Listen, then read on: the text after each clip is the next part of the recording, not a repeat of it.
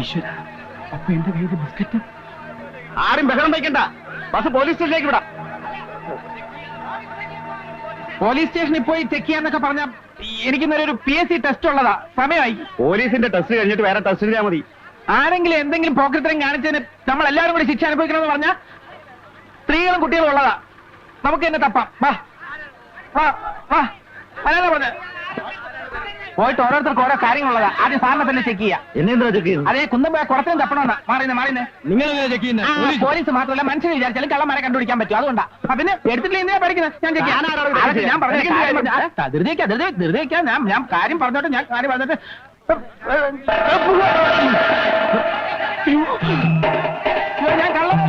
കള്ളനല്ല, ഞാൻ പോക്കറ്റ് അടിക്കാരനല്ല. സത്യമായിട്ടും എനിക്ക് ടെസ്റ്റ് ഉള്ളതാ. എന്നെ കൊണ്ട് പിരിഞ്ഞു പോണേ പ്ലീസ്. ഞാൻ പറയുന്നത് മനസ്സിലാക്കേ. അയ്യോ അയ്യോ, ആരെങ്കിലും എത്തിക്കാൻ പോകുന്നുണ്ട്.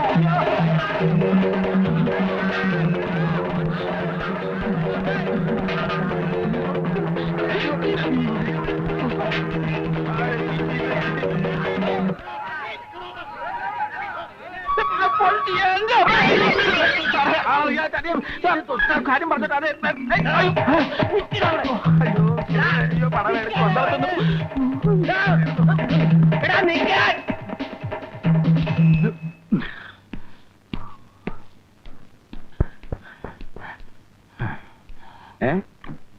അത്രയ്ക്ക് ദാഹമുള്ളതുകൊണ്ടാ. ഒരു ചായ, 2 ഗ്ലാസ് വെള്ളം എനിക്ക് എത്തുമ്പോ തിരിച്ചു തരാമേ. മോനെ, എത്ര നാളാണോ നിന്നെ തെരഞ്ഞെടുക്കുന്നത്? കാശ് ഞാൻ പിന്നെ തരാം. പിന്നെ എന്റെ അഭിമാനത്തിൽ ഞാൻ പിന്നെ തരാം.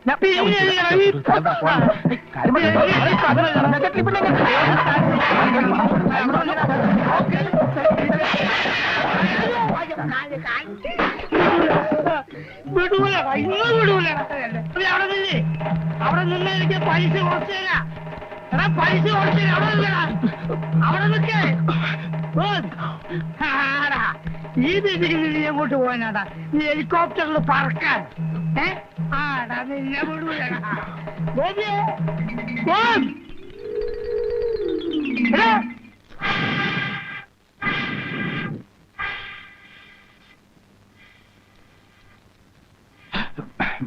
നമസ്കാരം വസൂട്ട.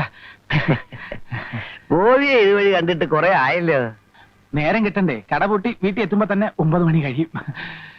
എന്തായി പെങ്ങന്മാരുടെ കല്യാണമൊക്കെ ശരിയായോ? 2-3 അന്വേഷണങ്ങളൊക്കെ വന്നിരുന്നു. ജാതകം ചേരാത്തോണ്ട് ഒന്നും നടന്നില്ല. ശരിയാ, കല്യാണം എന്നൊക്കെ പറഞ്ഞ ഒരു വിധിയല്ലേ? സത്യമാണോ വാസുട്ട പറയുന്നത്? അല്ല, ഗോപി വെറുതെ വന്നതാ? ഔസേപ്പറ്റ മുതലാളിയുടെ വീട് വരെ വന്നപ്പോ ഇവിടെ ഒന്ന് കയറിയിട്ട് പോവാന്ന് കരുതി.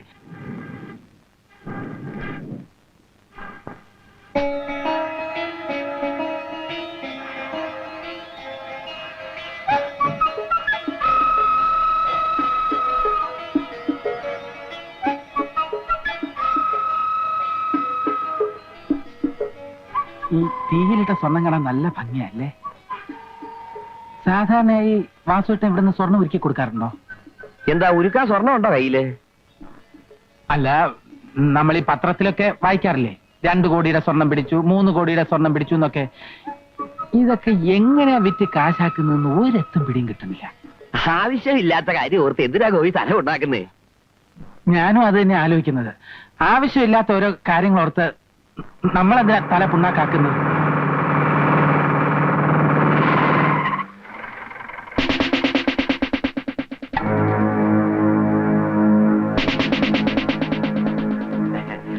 സാർ, ഞാൻ വൈകിട്ട് വീട്ടിലെത്തിച്ചോളാം. എത്ര ദിവസമായി അറിഞ്ഞാണുണ്ടാക്കാൻ തന്നിട്ട്? നാളെ മോളുടെ പേര് വിളിന്ന് കഴിഞ്ഞ ആഴ്ച എന്നോട് പറഞ്ഞല്ലേ? നാളെ അല്ലേ സാർ? ഇനിയും സമയം എത്ര കിടക്കുന്നു? ഇന്ന് വൈകുന്നേരം ഞാൻ സാറിന്റെ വീട്ടിലെത്തിച്ചോളാം, പോരെ? എന്റെ ഉറപ്പല്ലേ? ആ, വണ്ടിയുടെ.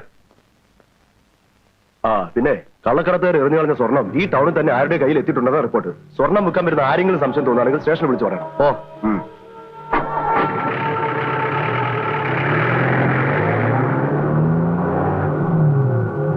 ചെക്കൻ അന്ന് രാത്രിയില് താമസിച്ചു വന്നപ്പോ മുതല് ഞാൻ ശ്രദ്ധിക്കുന്നതാ ഒരു മാറ്റം. മനസ്സിന് പിരിമുറുക്കുണ്ടാവും, വിഭ്രാന്തി ഉണ്ടാവും. ഗോവിന്ദേട്ടൻ വസ്തു കൊണ്ടുപോകുന്നുള്ള പേടിയും എല്ലാം ഉണ്ടാവും. 100-200 പവൻ കൊടുത്ത് ഇന്ദുവിനെ കെട്ടിച്ചയക്കുമെന്ന് പറഞ്ഞതായി എനിക്ക് മനസ്സിലാവാത്തെ. സ്വബോധം ഇല്ലാണ്ടായ പിന്നെ പറയുന്നതിന് വല്ല അർത്ഥം. മോഹൻ ഇവിടെ വന്നിരുന്നു. നീ കടയിൽ പോയിട്ട് കുറെ ദിവസമായെന്ന് പറഞ്ഞല്ലോ അവൻ. ഞാൻ ആ ജോലി വേണ്ടെന്ന് വെച്ചു. എന്താ കാരണം? കാരണമൊന്നുമില്ല, എനിക്ക് തോന്നി. ദിവസവും കിടന്ന് മരിച്ചു പണിതാൽ എന്താ കിട്ടുമെന്ന് എനിക്കല്ലേ അറിയൂ. എന്റെ കുട്ടി, ഇന്നത്തെ കാലത്ത് ചെറുതാണെങ്കിൽ ഒരു പണി കിട്ടാന്ന് വെച്ചാ. അമ്മാമ പേടിക്കണ്ട, സ്വന്തമായിട്ടൊരു കട ടൗണിൽ തുടങ്ങിയാലെന്ന് ആലോചിക്കാൻ ഞാൻ. അതിനൊക്കെ പൈസ എത്ര ഉണ്ടായാലാ? അതൊക്കെ ഉണ്ടാവും. എവിടുന്ന്? ഈ ഉമ്മർത്ത് ഇങ്ങനെ ഇരുന്ന് 4 നേരം സുഖഭക്ഷണവും കഴിച്ച് ജീവിതം തള്ളി നീക്കിയാല് അതൊന്നും മനസ്സിലാവില്ല. അതിന് ബുദ്ധി വേണം, ബുദ്ധി. ഉള്ള സ്ഥലം വിറ്റ് നിന്ന് ജീവിക്കാൻ ആർക്കും പറ്റും. ഗോപി, ആരും എന്നെ കൊണ്ടൊന്നും പറയിക്കണ്ട. നീ കേട്ടില്ലേ ജാനകി? നാരായണനാര് മരിച്ചപ്പോ വാവിട്ട് കരയുന്ന 4 കുഞ്ഞുങ്ങളുടെ ഉത്തരവാദിത്വം ഏറ്റെടുത്തവനാ ഞാൻ. എന്നെ പോലും മറന്ന് ഞാൻ അവർക്ക് വേണ്ടി ജീവിച്ചു. ഇപ്പൊ എനിക്ക് കിട്ടി അതിനുള്ള പ്രതിഫലം.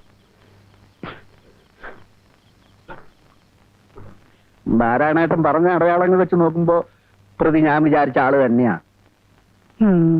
അവന്റെ നടപ്പിലും ഭാവത്തിലും ഒക്കെ എന്തോ ഒരു പെശക എനിക്കും തോന്നിയതാ.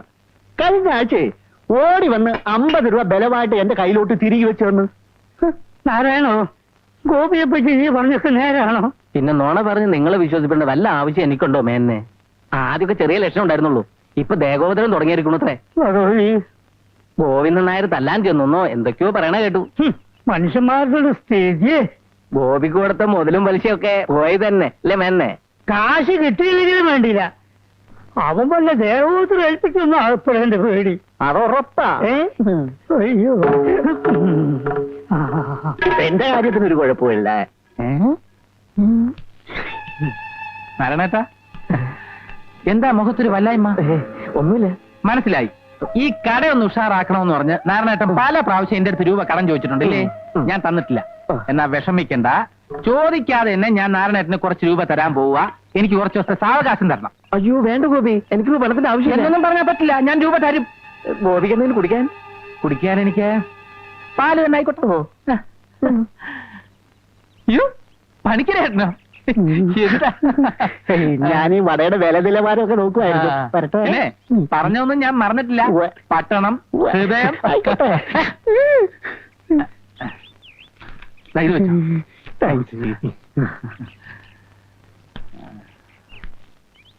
വേഗം വേണം. മേനോൻ ചേട്ടനോ? ഈ കണ്ണാടിപ്പെട്ടിക്കകത്ത് എന്തെടുക്കുക? ഞാൻ ചേട്ടനെ കാണാൻ കാത്തിരിക്കായിരുന്നു. നമ്മുടെ പൈസയുടെ കാര്യമില്ലേ? പൈസ വേണ്ട. വരാം. ഗോപി, പാല്. ചേട്ടാ, എല്ലാം പരിഹരിക്കാം. അതല്ല. ഓടിക്കോ, ഓടിക്കോ, ഓടിക്കോ, ഓടിക്കോ.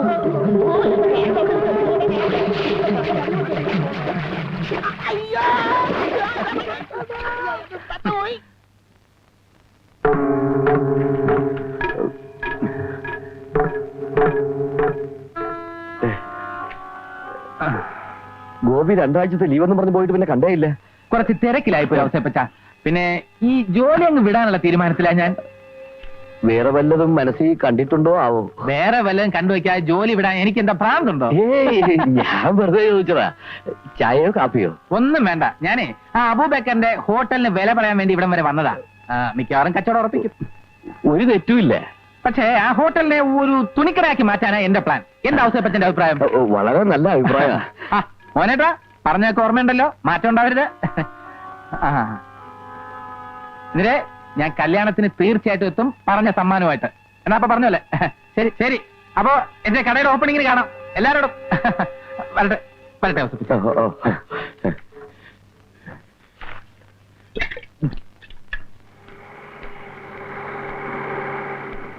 ഗോപി, ഗോപി, അവിടെ നിന്നേ. ഗോപി എന്ന് കാണാൻ ഞാൻ എത്ര തവണ കടയിൽ ചെന്നറിയോ?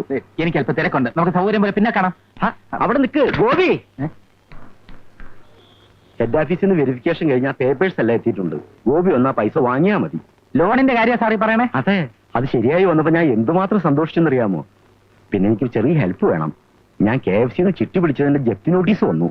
ഒരു അഡ്ജസ്റ്റ്മെന്റ്, കുറച്ച് എമൗണ്ട് കടമായിട്ട് തന്നാ മതി. ഞാൻ തിരിച്ചു തന്നോളാം. കൊല്ലങ്കോട്ടെ രാജപ്പന് മീൻ വളർത്തുമ്പോൾ 2 ലക്ഷം രൂപ ശരിയാവുന്നുണ്ട്. 25 കമ്മീഷൻ. ഗോപിയുടെ അവസ്ഥ എനിക്കറിയാവല്ലോ.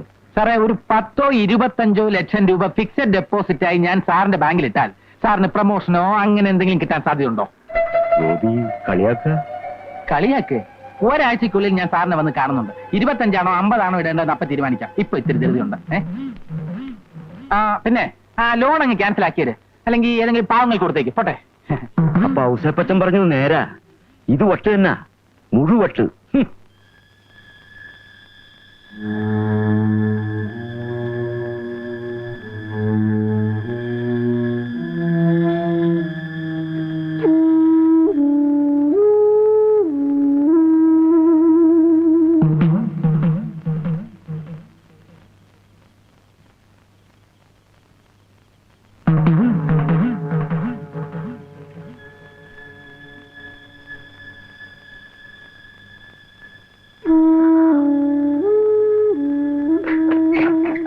കുറച്ച് നേരമായി ഞാൻ കാണുന്നുണ്ട് നിങ്ങളുടെ ഈ കളികള്. അവിടുന്ന് ഇവിടുന്ന് എത്തി നോക്കാൻ വേണ്ടി മാത്രം ഇവിടെ ഇപ്പൊ എന്താ ഉണ്ടായത്? ഞങ്ങള് വെറുതെ മനുഷ്യനെ സ്വൈരായിട്ടൊന്ന് ഉറങ്ങാൻ കൂടി സമ്മതിക്കില്ല വെച്ചാല്.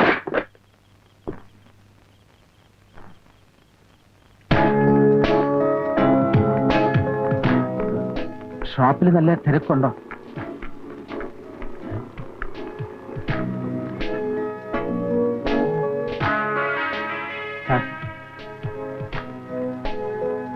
ഒരു കാര്യം സംസാരിക്കാനുണ്ടായിരുന്നു. സംസാരിക്കാം.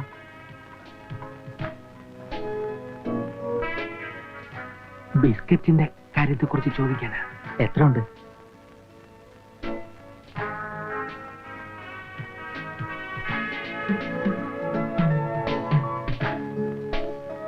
എത്ര ഉണ്ട്?